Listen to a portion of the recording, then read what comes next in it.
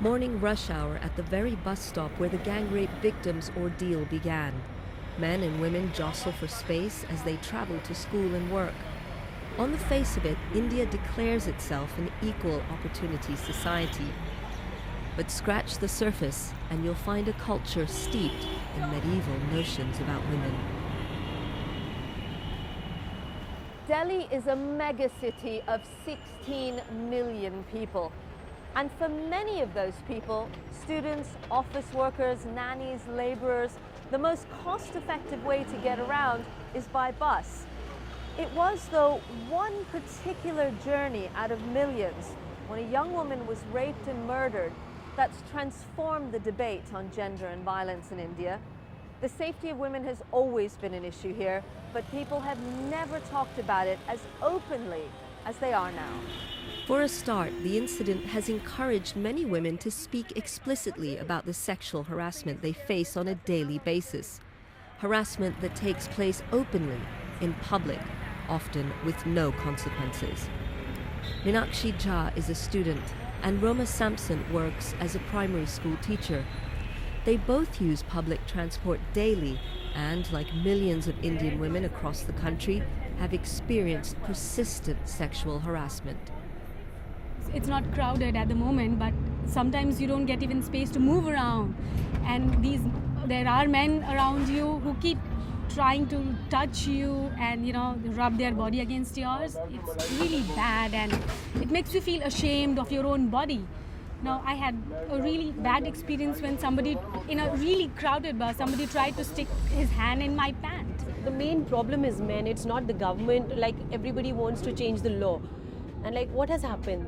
They've taken out so many protests, they are on hunger strike, but did the mentality change? There's still so many rape cases coming up. After such a big crime, like such a brutal crime, men don't fear. They need to respect women. And I think it's a woman who's given them birth.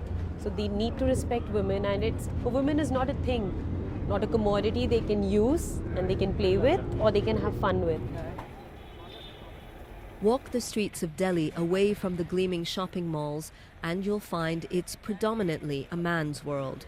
There are few female taxi drivers, police officers, or street vendors. So how are men responding to the accusation that they are to blame for the violence against women? Before, no one talked about this sexual violence, and now we're turning on the TV every night and reading the newspapers, and we're having to read about it. There's more education about it. We're having to talk about it in our own families.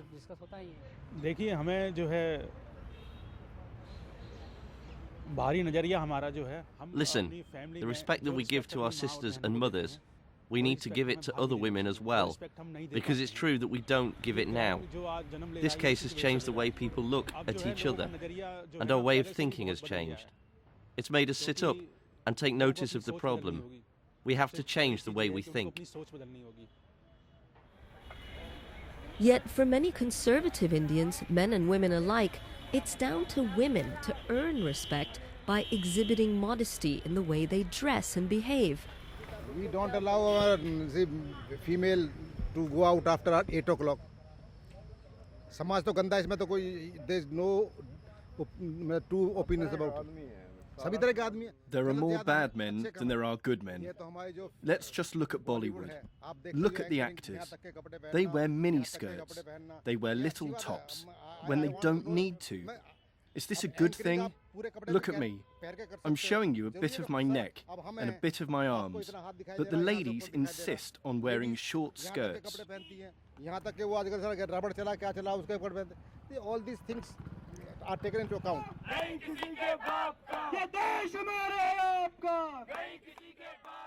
Still, it's clear something has changed. Several weeks after the protests began, a crowd continues to gather in the center of town. They are young and old, universally passionate. And I'm struck by how many of them are men. If you're on a bus, you need to be thinking that you're on a bus with women. If there's another guy on the bus hassling a woman, we need to step in. If we don't do anything, then nothing will change.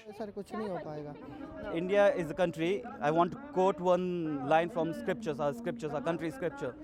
Yatra naryaste pujyante ramante tatra devata. That means where the women are worshipped, God lives there. We belong to that notion. Our country belongs to that notion. Just yesterday, I saw two guys on a bus hassling a woman. I beat them up. I beat them up so much, the woman told me to stop doing it. It's not men alone who are at fault here. Society does bear a lot of responsibility for this. There are good people and bad people. If you have a government in charge of selling liquor in communities that don't even have basic amenities, if you have pornography, then how can you expect men to turn out well?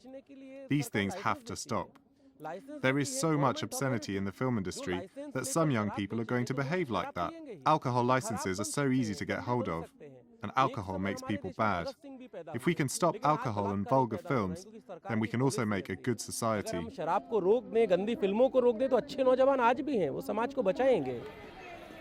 One factor that could hasten the speed of change is the country's demographics. It's not just the consumer habits of young Indians that are clashing with the older generation. The vast majority of India's population are young and hungry for change. But privately, there's a real tug of war between what society expects from them and how they want to live their own lives. I met up with a group of young Indians to hear about how their attitudes to how men and women should behave are changing. We broadcast our conversation live on World Have Your Say's radio edition. You see, our society is inherently misogynist. So I actually wonder, after this Delhi gang rape, there'll be a lot of parents who'll get their girls that, you know what, you don't get out after 7, you wear properly. But how many of them will tell their boys not to rape the girls? Nothing of that sort of interaction is something I have seen in my family or my neighbor. It's always the girl, you need to protect yourself. So this is something that has to change. You don't ask girls to protect themselves, you ask men not to rape, men to respect women. Adding to that point of our nation being a bit misogynistic, I'd like to add that we're actually a country of contradictions. Whereas publicly we claim and state that, you know, the women should be at par with God. Yet day in, day out, we see people getting raped, killed, and God only knows what is happening. And the worst part is that it's only our women who are blamed, when in reality it is the men who are doing the wrong. Yeah, that's the difference between, you know, when we talk about bringing about change in attitudes plus behavior. Because people, when it comes to mentalities, oh yes, you know, I respect women, I pray to Lakshmi, I pray to Saraswati, you know, but then when it comes to interacting with their own friends, they come down. I mean, we can. It actually, you know, surprises me. Another thing I want to address is, Akshita, your point. Is it the responsibility of women for their own safety? I mean, in a practical sense, or you know, do you think that India and Delhi can move beyond that? See, I've always felt this, that when a woman wears a mini skirt, it's okay to whistle, but women don't whistle when men. It's okay to whistle, but women don't whistle when men are wearing shorts. So it's a lot of change that we require right now. And this whole thing about protecting yourself, why should I? I am paying you taxes to protect me. Why should I be the one protecting myself? Why can't you take the measures? Yeah, as she said, why should one be conscious about one's own safety when we can roam around at 11 or 12?